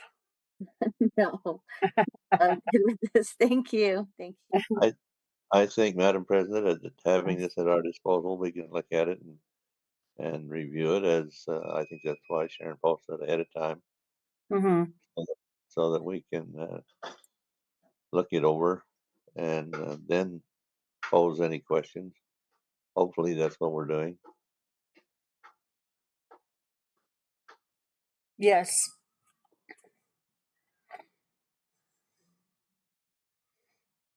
Board Member George?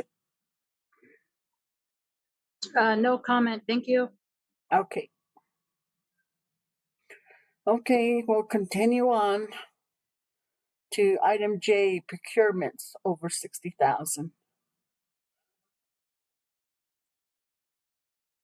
Is it K? Oh, no. K, which is threshold increase.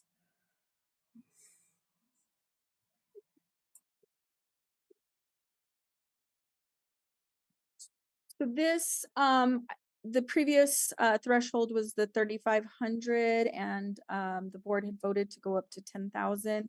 I wasn't sure if this is exactly what you were looking for, but these are the purchase orders that fall between the 3,500 and the 10,000. So I'm not sure if that's what you were looking at in terms of that request. But these are all the purchases. And again, a lot of them are the basic, getting the year started and everything going. And so the busiest time, of course, of the year is July 1 through, gosh, probably, I think schools are going really purchasing for quite a while, all the way up to like October-ish till it starts slowing down and everybody's got their items set in place so that they can actually do their jobs. So that's what this report is, and I'm not exactly sure if that's what you were requesting. So if you want something else, I'm open to that for another meeting.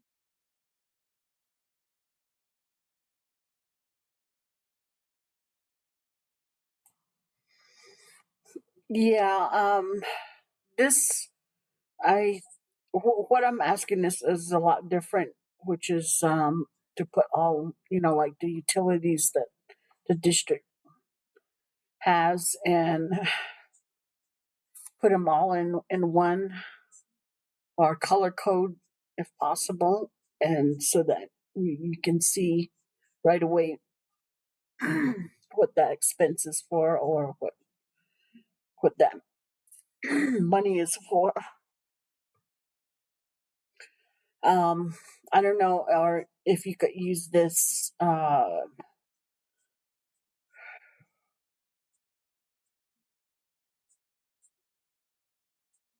think our utilities and like the Canon services, they're well over that. Isn't that correct?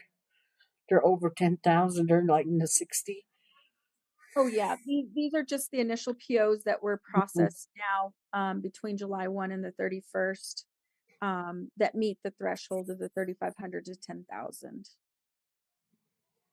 So these are just So Okay. I can work with Mary on putting some kind of a report together with utilities, kind of giving you a little bit of a breakout. Okay.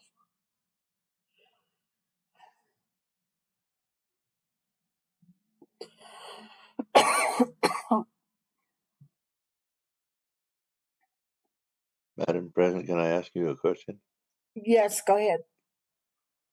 When you're talking about utilities being highlighted, um, more easily recognize them. What's I'm not. I just want, for my information, what's the purpose of that? What? Why specifically information on utilities? Well, mainly, I mean, since COVID and since inflation, it'd be nice to um have a comparison. And then in the future, if anyone would, wants that kind of information, it's ready. So to compare um, the cost before COVID and before inflation, Yes. is And hard, and then to have that comparatively afterwards. That mhm. Cost of living. I don't. That's I think there's a lot of our well, I don't know, as far as canon, if contracts have locked us in and to one certain expense, and maybe afterwards, then we're going to see that hike. I you know I just think it'd be good to by sight, to see those balances or what we're paying. Have a easier to compare. Yes. I understand that. And then, it's not only for my viewing, but for also the public. This is all public knowledge, and they see those as, put on either on a different,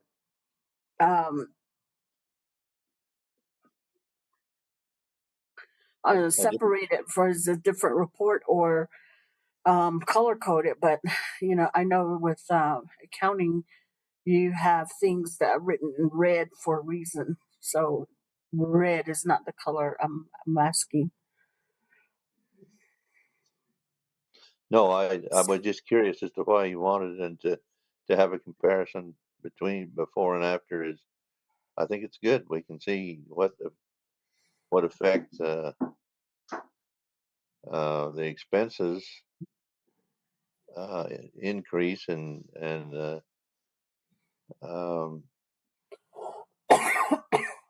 inflation, how that affects the school district as well as individuals. I was just curious as to why. And then, for future board members also, just as I believe our propane is locked in, and but who's to say that's going to remain that way? So maybe a separate utility, or something that they could quickly look at. That I think that would be good. Well, it'll remain that until the next contract comes out, or the next bill comes out. Fine, propane. That's for sure. We'll see an increase in that.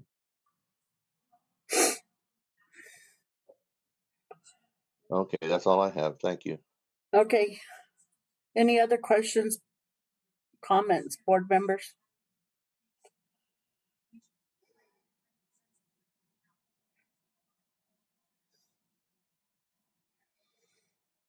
Okay, we'll go on to the next. Thank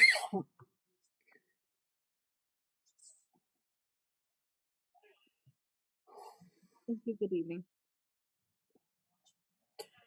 And we are at the executive session.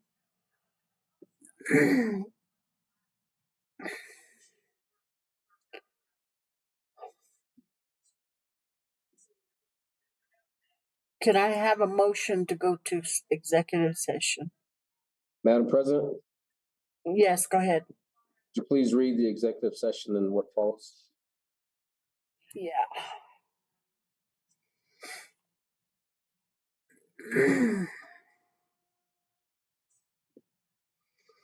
Okay, we'll convene in executive session, discuss on ongoing personnel matters regarding the board's goal and expectations of the superintendent as permitted under NMSA 1978, Section 10-15-1 H2 of the New Mexico Open Meetings Act. Discussion on collective bargaining regarding updates on collective bargaining agreement as permitted under NMSA 1978, Section 10-15-1 H5 of the New Mexico Open Meetings Act. Discussion on real estate matters on land lease update as permitted under NMSA 1978, Section 1015(1)(h)(8) of the New Mexico Open Meetings Act. May I have a motion? Madam President, I make a motion to convene an executive session. A second by Vice President Haskell.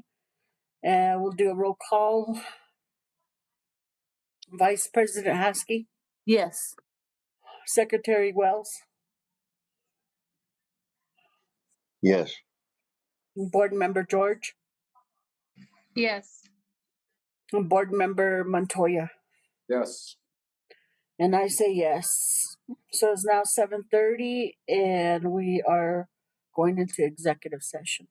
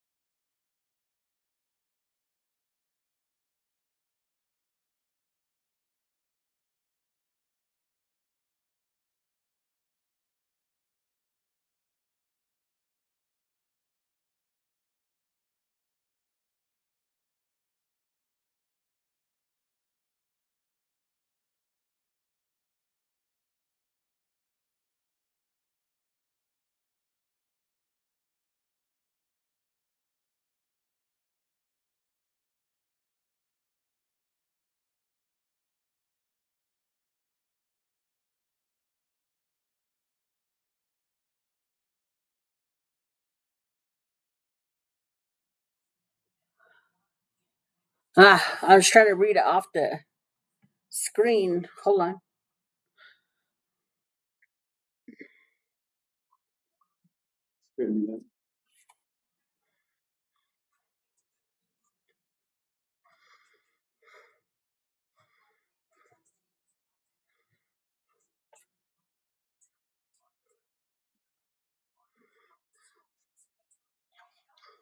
Reconvene in open session stated that the board has discussed in the executive session only the subject identified in the agenda as the reason for which the meeting was closed.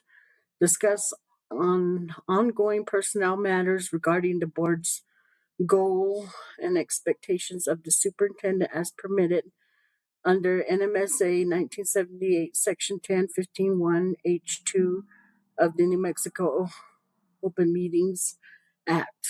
Discussion on collective bargaining regarding update on collective bargaining agreement as permitted under NMSA 1978, Section 10-15-1, H5 of the New Mexico Open Meetings Act. Discussion on real estate matters on land lease. Update as permitted under NMSA 1978, Section 10-15-1, H8 of the New Mexico Open Meetings Act. Can I get a motion? Motion to reconvene. I second. Second. You want more of this? Vice President Husky? Yes. Secretary Wells? Yes. Board Member George? Yes. Board Member Montoya? Yes. Okay. And I vote yes.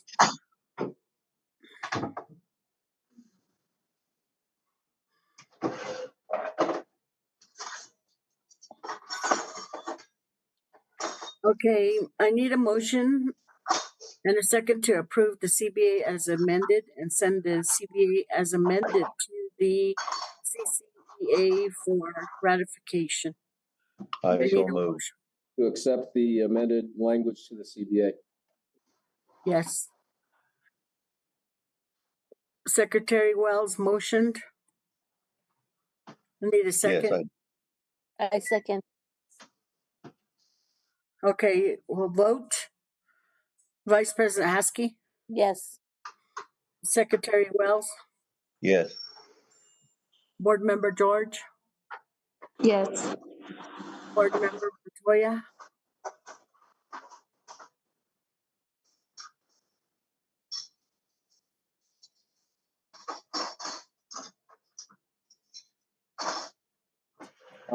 Give me a minute, please.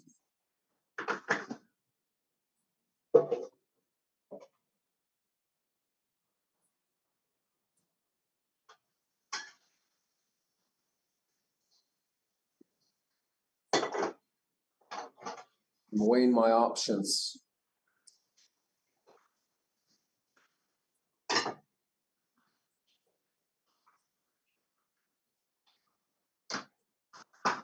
vote yes. And I vote no, because I think there's more clarification on PED's side that needs to happen.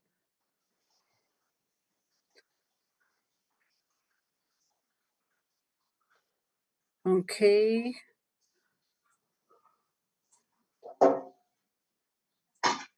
And now we are down to items for August 15th regular school board meeting.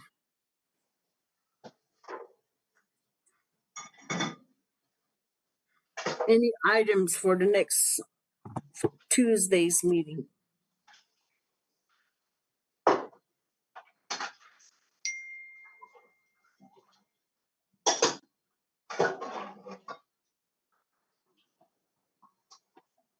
I don't have anything at this time. Thank you. Okay, before I forget, I'm gonna go ahead and say that I'd like to have a presentation and update status on the Newcomb situation, the school, and all that it entails, everybody involved. Thank you for remembering that. That was for that President Aspis for remembering that. Okay.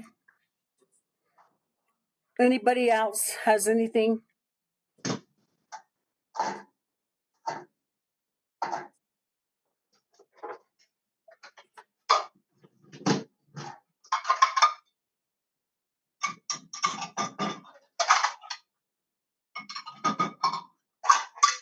Board President, Yes, go ahead. are we still adding, the RFPs for next week on Tuesday? Yes, Okay, thank you. that would be an executive, On which one, both? both. Okay.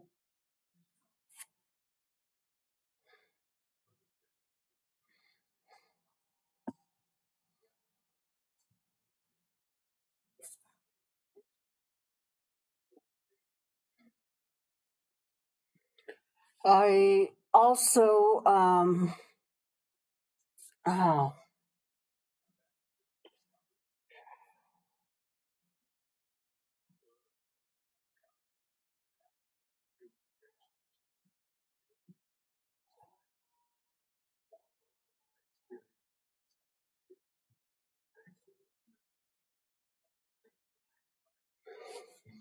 I forgot.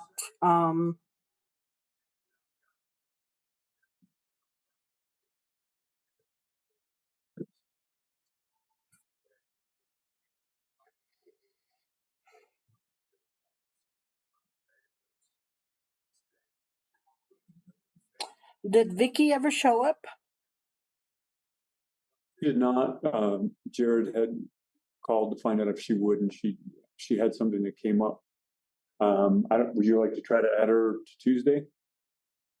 Oh, yes. Okay, we'll call her to make sure she's available. Thank you for that. Thanks for remembering that.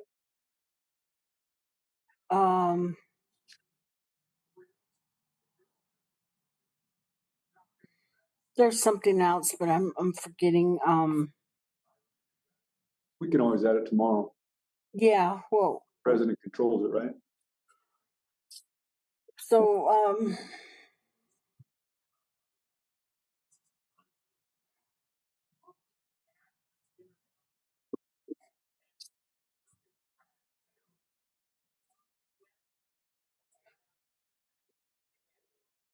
President Aspis, yes, go ahead. can we also add HR to see how many open positions we have, vacancies? Okay. All right, thank you. Did you get that, Sharon? Yes, I did. Thank you. Did you hear that, Superintendent? I did, yes, ma'am. So it's not me that controls it. Let's say technically it is. It's both of us, right? We all control it. Board President, Mayor, Yes, go ahead. can we also have a report on any contractors who were awarded a position or a contract to work with CCSD? What do you mean? Like with the report of the vacancies available through HR, and if somebody who contracted for one of the positions and they got it, and how many other applicants were in that same pool, or how many other contractors were in that same pool? Oh, you mean like a vendor versus independent or Yes. an applicant? Yes. Regular applicant? Yes.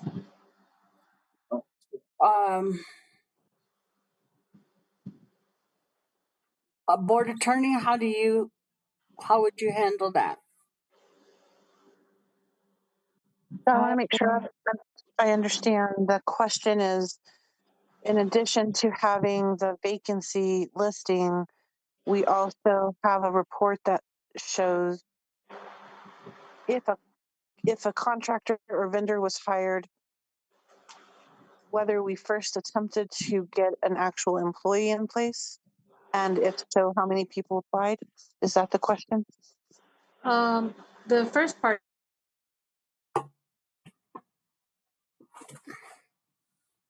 I'm sorry, I didn't hear all of what you said.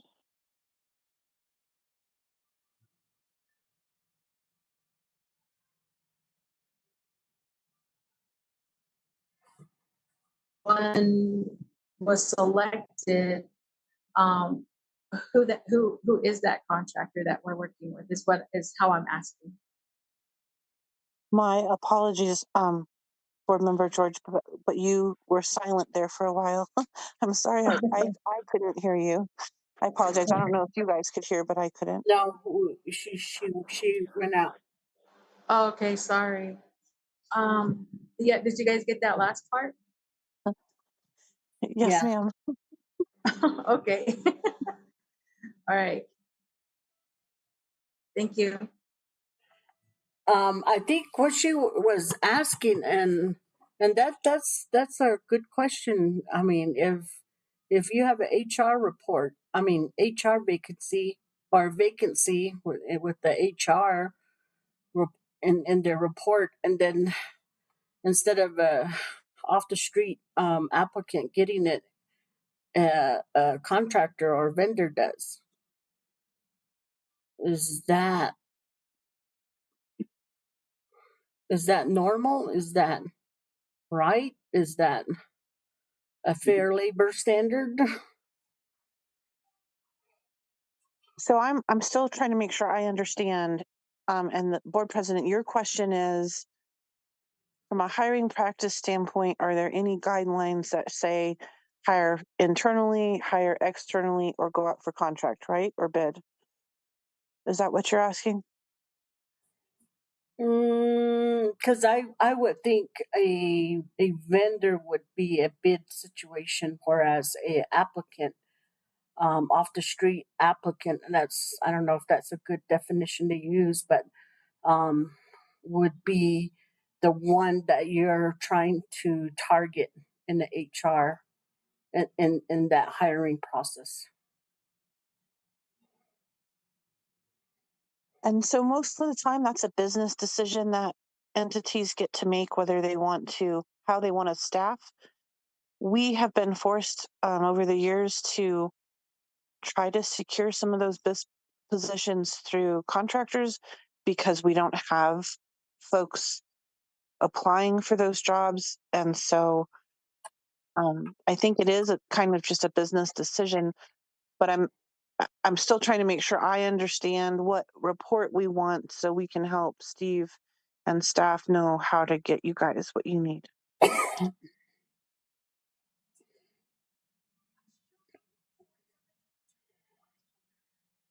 Board President, may I? Yes, go ahead. Yes. I basically just want to make sure that we are not hiring like friends of. Oh, gotcha. Yeah, like without the proper guidelines and the proper bids and the proper just the hiring process. I just want to make sure that we're not hiring, through the back door, I guess you could say. I just want to make that. I just want to know that we are fair all the way across the board. Thank you. Yes, ma'am. Steve, how do you think we could create that data output? I think we're gonna have a conversation, probably with Carol and Amanda, and anybody else who might be involved with hiring contract workers, just to verify what we do have and how it was done. Candace would probably be another one, right? Yeah. I think Candace more or less has to go through the RFP for just about anything. However, any contractual work has to go through that process. Yeah. Yeah, we can sit down. Maybe we put it, director's meeting. I'm not sure how to word it though, just maybe report on contractors hired by the district, something pretty generic. I don't know, I mean, there wouldn't be any action items on it, it would just be a report.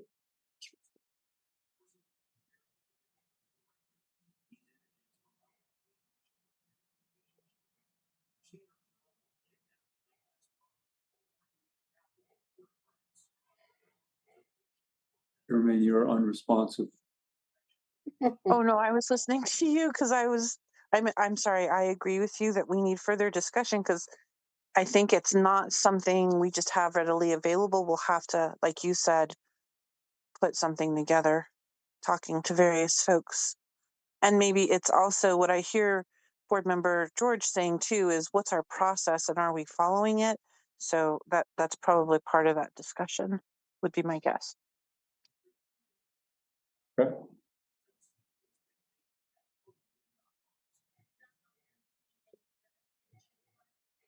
I have another area. I just realized, if I can. Go ahead. I know that this year we really ran into the J1 visa people, the teachers. We lost a lot of them, and they went back. How many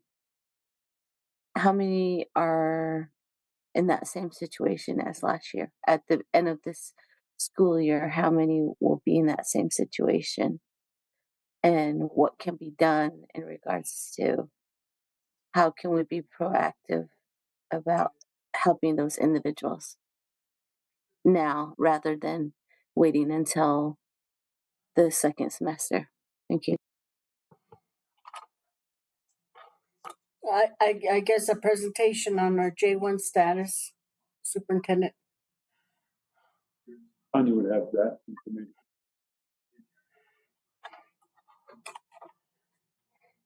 You bet.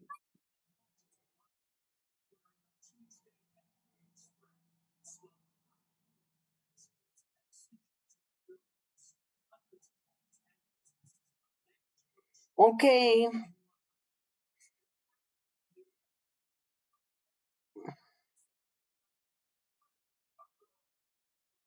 Are we done?